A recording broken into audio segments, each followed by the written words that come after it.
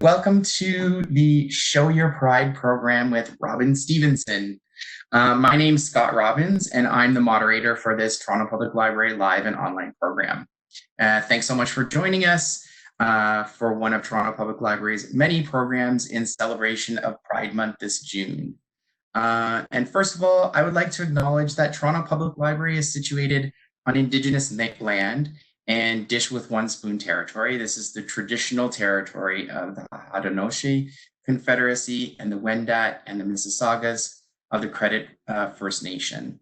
Toronto Public Library gratefully acknowledges these Indigenous nations for their guardianship of this land. So today, I'm super excited. Our program today is Show Your Pride with Robin Stevenson, who has written more than 25 books for kids and teens, including The Summer We Saved the Bees and a gorgeous little board book called Pride Colors, which is one of my personal favorites.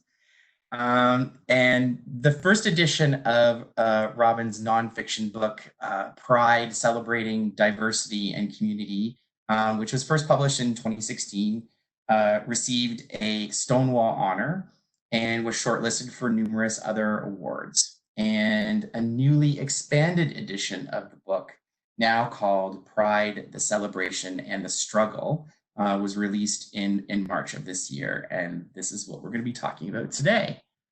So our program today is part of the library's Pride Month celebrations. So please join me in welcoming our presenter, Robin Stevenson. Hi, Robin. Hi. How's it going? Good. It's good to be here. Yeah, it's been a crazy few months, but we're trying our best to get through it and survive. And now that we're in June, it is time to celebrate Pride Month. So I wanted to start out just by saying that I had a chance to read the updated edition of your new Pride book, and it's really amazing.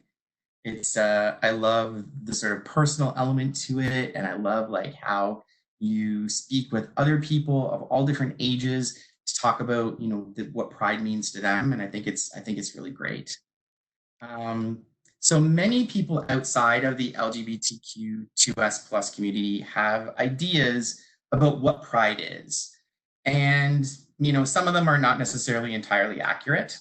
It's this is how the world is. Can you give us a quick overview of what Pride is and what its importance is to the LGBTQ2S plus community? Sure, yeah. And actually it's, writing the book, I've learned so much about Pride. And I would say that even, within the LGBTQ2S plus community, a lot of people don't really know a lot about the history of Pride or so it's not even just outside the community. But I certainly learned a lot in the process of writing it. Yeah, I think a lot of people see it just as an event, as a parade, as a celebration. But of course, Pride actually began as a protest. It began as people coming together to fight for LGBT human rights. And in fact, it actually started with a riot. So just over 50 years ago, at a New York City gay bar called the Stonewall Inn, when customers began fighting back against ongoing harassment and arrests and violence by the police. And riots broke out, and those nights of rioting helped propel the LGBT plus rights movement forward. In those first few weeks after those nights of rioting, new activist organizations formed, like the Gay Activists Alliance and the Gay Liberation Front, and people began working for change in a much more visible and organized way and in much greater numbers than they had over the previous years. And a year after those riots, 1970, June 28th, 1970, so just 50 years ago this month, activists proclaimed it Christopher Street Gay Liberation Day.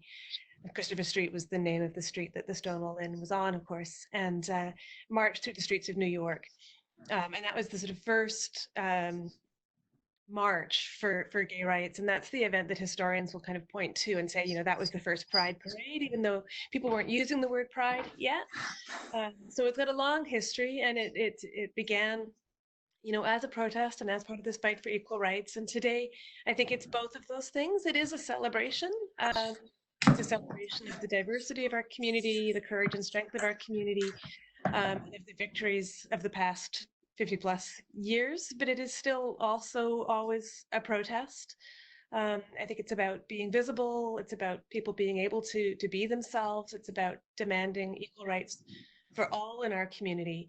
And that means fighting against not just homophobia and transphobia, but also taking a stand against racism, taking a stand against all forms of oppression and injustice, so that everybody in the LGBTQ2S plus community does have equal rights and is able to live as who they are safely in the world.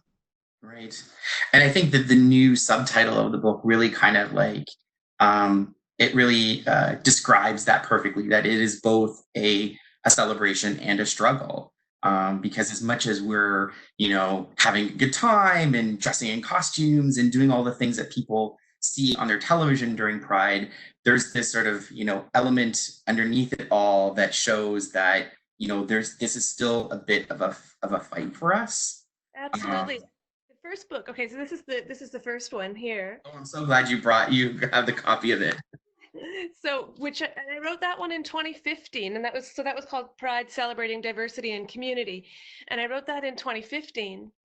And the world looked really different in 2015. And it was actually that while I was in the editing process for the book that the US Supreme Court ruling on marriage equality came down and Obama was president. And, things seemed really, really hopeful and really positive. And the last few years, obviously, we've seen a lot of setbacks when it comes to LGBTQ plus rights and human rights in general.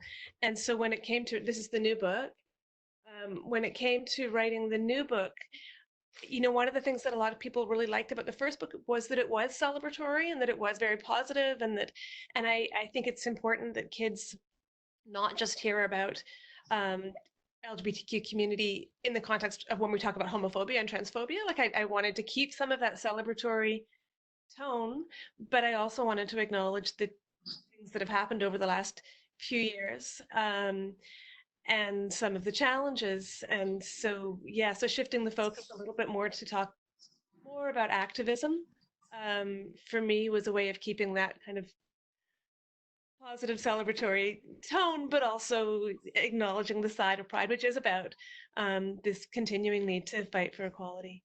Right. And you can't ignore what's kind of been going on the past 5 years, 4 years, 5 years, that, like you said, there has been setbacks, and it would be strange for you not to talk about that in your book, especially for young people. I think it's important for them to sort of hear about that it's, like I said, that it's not just, parties and good time, that there is this under element of, fight for freedom, fight for people's rights.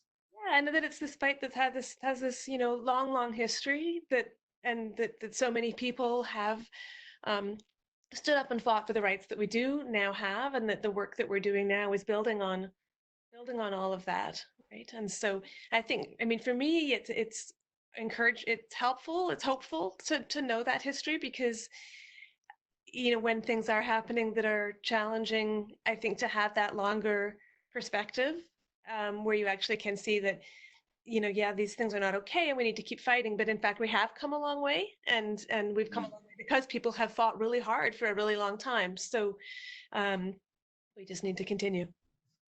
And within sort of the history of gay rights, there's been a lot of really amazing people that have sort of come up to the surface and become activists in their own right. Do you have someone throughout sort of LGBTQ history that you sort of identify with as being sort of one of your favorite figures in either activism or celebration or any of that? That's such a hard question. That is such a hard I can't really pick one. I think Make the all easy questions for you, Robin. when I think about the people who who were activists back like in the 1950s, so people like Del Martin and Phyllis Lyon, who started the Daughters of Bilitis Lesbian Social Club back in like 1955. People like Frank Kameny, who was fired by the US government in 1957 for being gay and spent the next 2 decades fighting the government to get that law changed. He and Barbara Giddings, who fought against the idea that homosexuality was a mental illness and succeeded in getting it removed from the American Psychiatric Association's list of mental disorders. And I think about the work that they did in that time, in a time when there was no protection from discrimination at all, in a time when, you know, being out was so incredibly difficult, that even, you know, even just to stand up and identify yourself as being gay at that time, you know, came at such a high personal cost. So I have incredible respect for all of the people who did that work early on. One activist who stands out to me from a little later on is Sylvia Rivera, a young trans activist and drag queen who, I think she was just 17 the night of the Stonewall riots. And she and Marsha P. Johnson as well. I really admire, because they always fought for the people in the LGBTQ plus community who were the most marginalized. They fought for trans and gender nonconforming people, for people of color, streets, for sex workers. Sylvia herself was living on the streets by the time she was 11, and she knew what it was like. And I think it's really important for those of us who are more privileged within our community not to forget that our experience does not represent everyone. An important thing, I think, to keep in mind when making any, you know, decisions or thinking about priorities, thinking about how we do this work, is to be thinking, how does this issue affect the most marginalized and the most vulnerable people among us, and are those voices being heard? And I think Sylvia Rivera was someone who always pushed for those voices to be heard, even when people didn't want to hear those voices. So she would be someone I admire a lot. And I would also, you know, I came out in 1991, so the backdrop of activism that I came out against was AIDS activism and Queer Nation. And I have tremendous respect for the activists who formed the group ACT UP, AIDS Coalition to Unleash Power. So Larry Kramer and many others. And I think that came out of the urgency of the early years of the AIDS epidemic, but it really brought a new model for resistance and for activism, which I think still has a huge influence on how people fight for change. So not just in what ACT UP accomplished in terms of getting better treatments for HIV and so on, but in leading to groups like Queer Nation and in laying the groundwork for the activism that's happened over the last 30 years or so. So I have tremendous respect for the work of those activists as well. And it's really nice that there are more kids' books being published now that feature these different activists. I mean, you had a book out called Kid Activist, which I know featured Harvey Milk and Janet Mock, and I know I actually on my shelf here I have you mentioned Phyllis Lyon and Del Martin, and I have When You Look Out the Window, which is a sort of nonfiction picture book about them. And yeah, I mean, I think it's really great that these figures are sort of, you know, that people, not just kids, but adults are learning about them as well too, which is really awesome. So the major feature of Pride, and the thing that pretty much everyone knows about, is the parade. And I know myself, I've marched in parades, but have you ever marched in a parade? And what are the feelings that you get from when you march in the Pride Parade? Yeah, many times. I think the first Pride Parade I went to was in Toronto, and I would have been in my late teens, and it was before I came out myself. So I went because I had friends who were gay and wanted to be supportive, um, and I was blown away by it. I mean, it was huge. I mean, it wasn't as big as it is now. But it felt pretty huge at the time. Especially, you know, I lived in a small town, so just being in Toronto was huge, right? But yeah, I know it was an incredible experience, and I think I've been pretty much every year since then.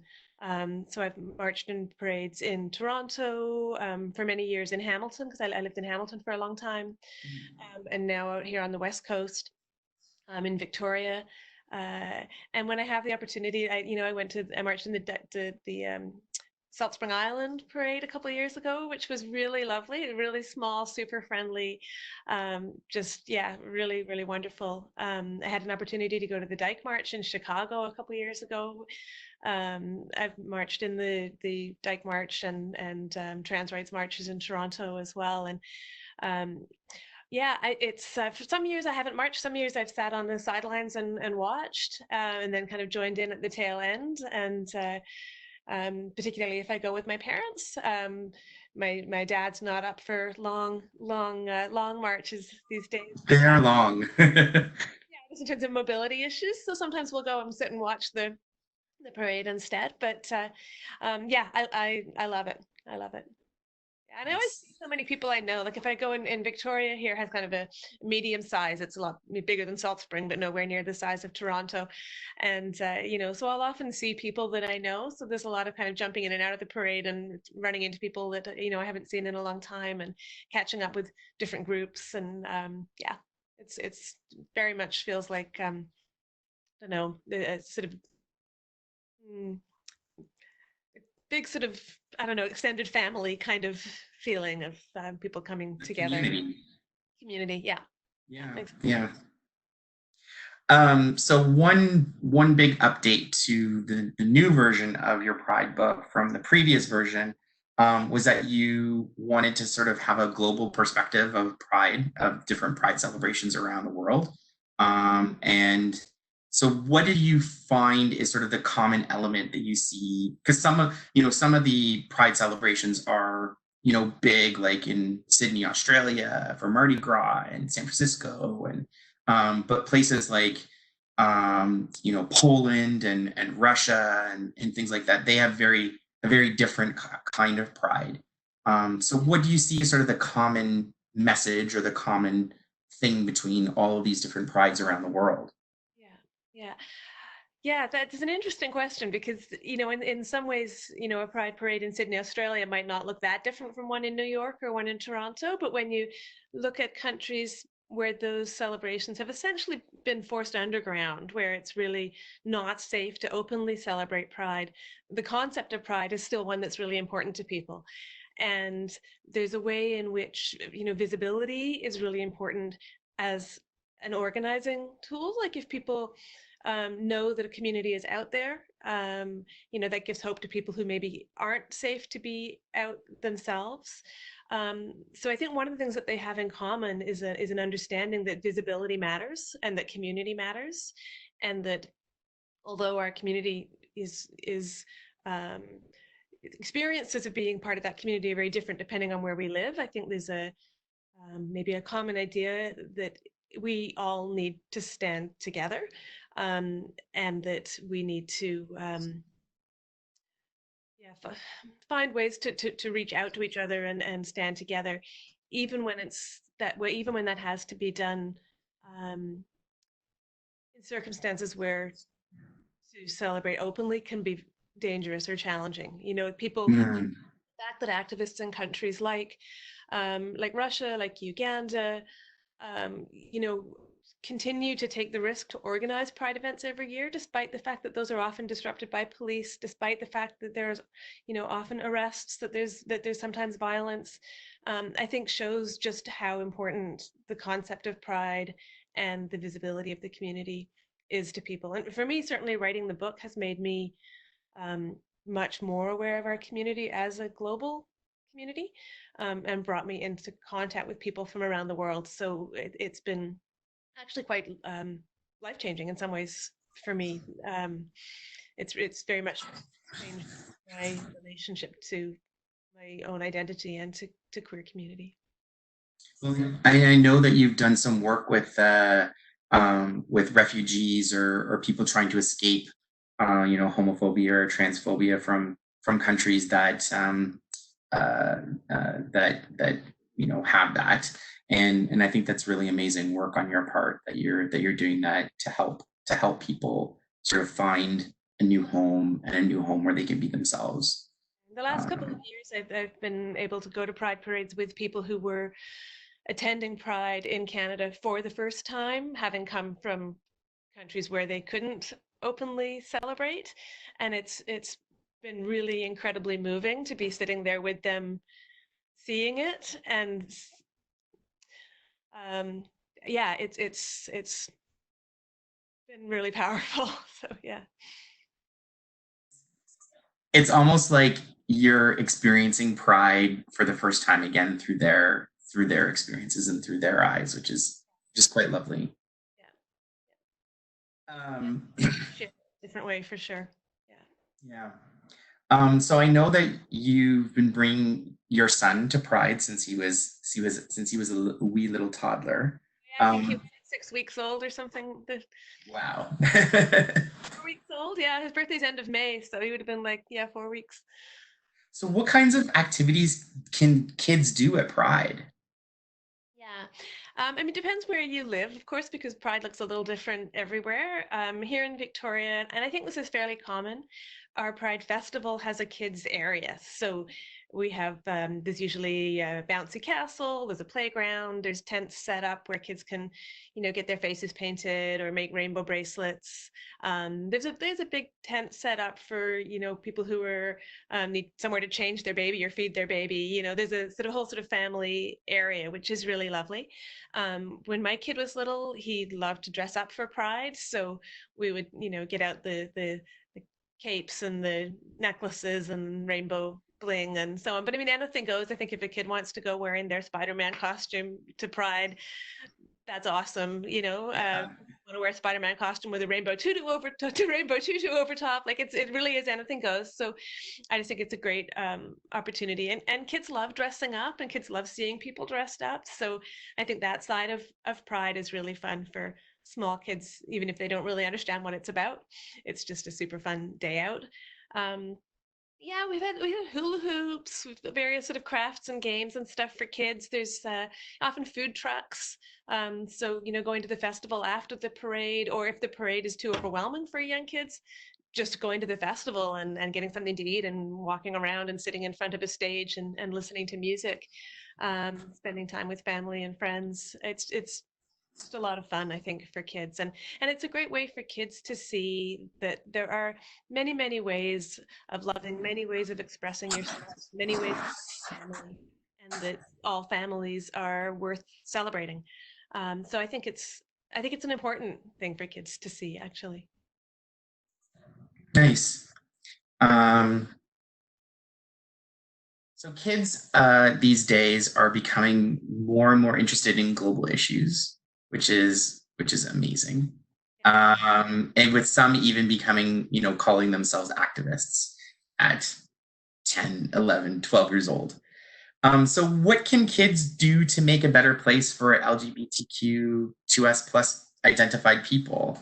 And, whether they're sort of coming to understand their own personal identity a little bit more, or if they have family members that identify as LGBTQ2S plus, or if they have friends, or if they just know people sort of in their greater community who identify as queer. Yeah.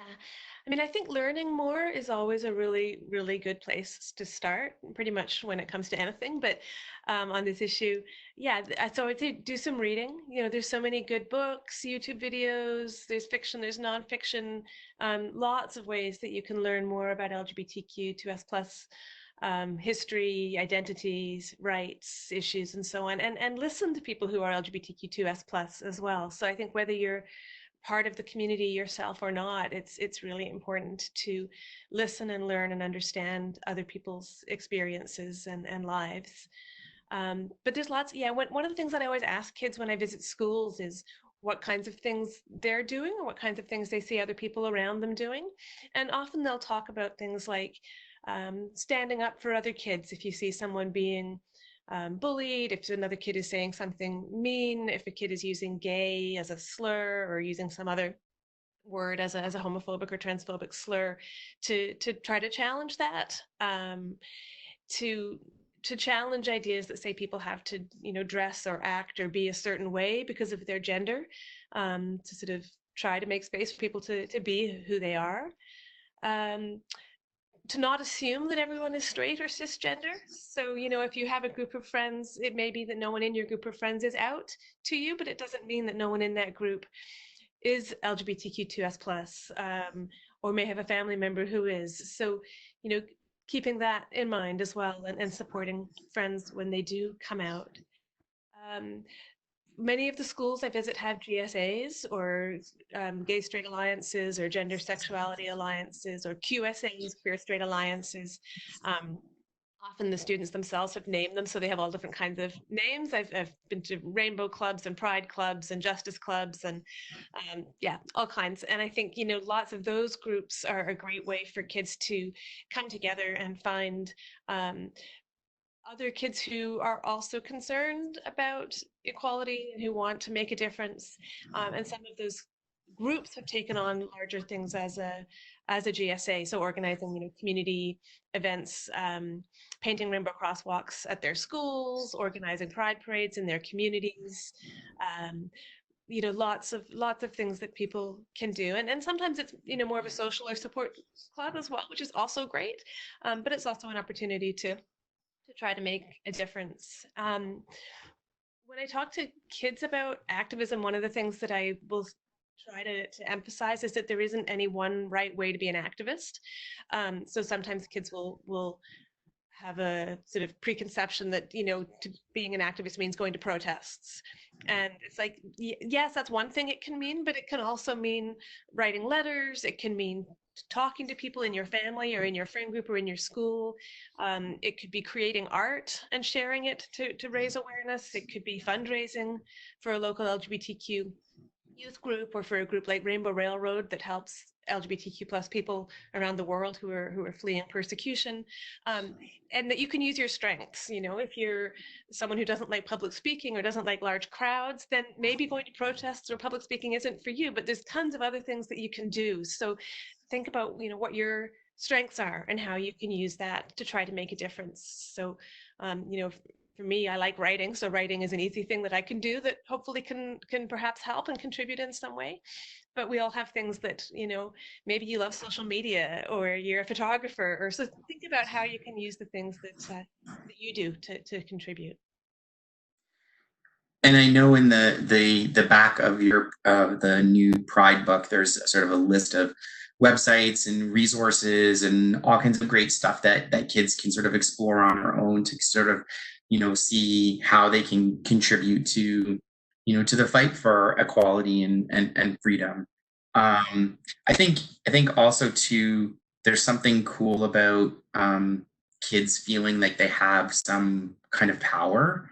I mean, kids often feel really powerless, and I find that your suggestions may kind of make them feel like they're making a difference.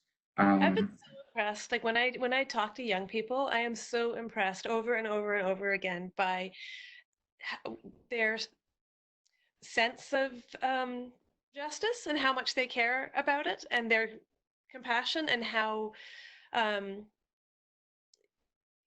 there's just so much more aware, I think, than, well, certainly than we were when we were, my generation was as kids, but also, even often than the adults in their lives, right? It's kids who are talking to their parents and teachers, and often it's really young people who are pushing for change. And yeah, I mean, I think they should not underestimate their power at all. I think they are making a tremendous difference. yeah, no, I completely agree. Kids will always surprise you. I find that just in my day-to-day work at the library is that some of the things that they say and the ideas they have are just they're tremendous. I think we often, kids are not given nearly enough credit um, for how capable they are of critical thinking and of engaging with difficult issues, and having some really, really important insights. And I think we really should not underestimate what young people are capable of. Absolutely. I mean, I do that, just like I said, in my work at the library. So, kids, take your power. Yes, exactly. Yeah. So throughout the Pride book, you have a section that's called "In Their Own Words," and it's quotes from various different people, whether they're activists or young people or people just involved in the work in the community. And they all and what you say is what you ask them is what pride means to them. So that's my question to you is, what does pride mean to you, Robin? Yeah, it's surprisingly a hard question because obviously it's something I've thought a lot about, but somehow I think that's just made it more complicated for me rather than simpler. I love those quotes, and I mean, for me, one of my challenges with writing this book was is um, that pride does mean a lot of different things to different people, and people's experiences are so varied. So for me, those quotes were a way of trying to include more voices and to in some way to try to sort of represent that. And I love some of those quotes, and especially the ones from kids and teens and ones from around the world. And I agree with all that they've already said. So I think for me, I think there's one piece which is just a really simple, really basic piece, which seems so obvious that it seems strange that it needs to be stated or that we need to fight for it at all, which is that pride is about being able to be yourself. It's about being able to be who you are, to live in the world as who you are, and to love who you choose. And I mean, that just seems like such a simple, basic thing that it's hard to understand why that's something that we really should need to fight for, because I think who wouldn't agree that that's important, right? um, Mhm. so that's one piece of it for me. The other piece I think for me that's really important is about that pride is about being part of a community, um, and it's about the connectedness to other queer people, and for me that includes sort of I think partly from writing the book and talking to more people, how important it is to have intergenerational conversations, so that I feel more connected to older queer people in the community and to queer youth as a result of writing the book. And that has become something that's been really important to me. And also that sort of global connectedness, that it's connected me to people around the world. And so for me, pride is about finding ways to stand together, recognizing the struggle of those who went before us, recognizing the contributions of the young people who are now picking up that struggle and taking it forward into the future, who are, challenging ideas and helping language kind of evolve and um, paving the way for whatever's going to come next. And that's exciting. And I think it means finding ways to stand in solidarity with the most marginalized in our community. Um, to make sure that we are fighting to make things better for everyone and opening doors to people in our community around the world who are seeking safety.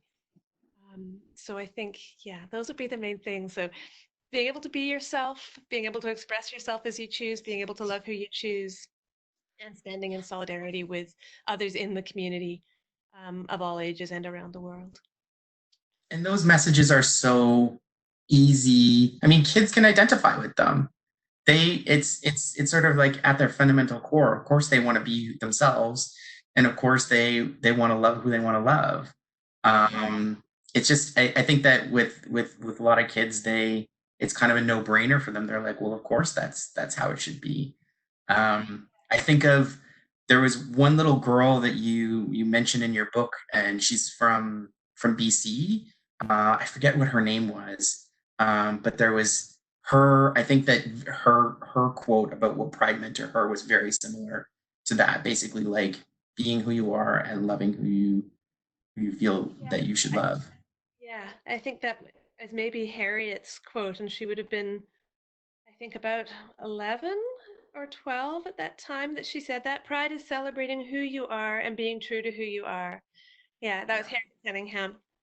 Yeah, that was a really brilliant quote. Again, like kids are way more, like you said, we don't give kids the credit that we should, because I think that they, at the end of the day, they do think about these things, Absolutely. and some of their, sometimes it's like they don't think about what adults think, they think about what kids think, and sometimes that's like so pure and amazing. Yes, yes, yes. No, absolutely. I Great. think with kids, I'm always so impressed with just um, what a sense of how important fairness is to kids in general. And it can be like really, small things, right? Like my brother got a bigger piece of cake, like what I mean? Like big things, right? They see when things in the world around them are not fair, and they notice it. Yeah. Yeah. a strong sense of justice, Yeah. but in that sort of, like I said, that pure kind of way, which is really lovely to see as well. Well, thanks so much, Robin. This has been really delightful. It's always good to chat with you. Well, Um, I was supposed to be in Toronto next week, actually, and of course that's not happening. But I'm happy that I get to be there virtually. Um, yeah, Good to see you. Yeah, it's been great. So from the Toronto Public Library, want to thank you for joining us today for this online program, and thank you so much to Robin who called in. We had some technical difficulties today, but we got through them. So very happy about that. And this program is one of many in our Pride Month celebration. So make sure to check the TPL website if you have an interest in seeing other Pride programs, and that can be found at tpl.ca/pride to learn more. And then lastly, we'd like you to share your thoughts about this program, and a link will be provided for you and in the description of this program. And we would be more than happy to hear your feedback of what you thought about this program and just online programs in general, because this is very, very new for all of us at TPL, and but it's quite exciting. So thank you again to our listeners, to Robin, to Nancy, who has been doing all of the sort of behind the work admin stuff for us to make this program happen. And I just want to wish you all a continued happy Pride. Thanks so much. Happy Pride.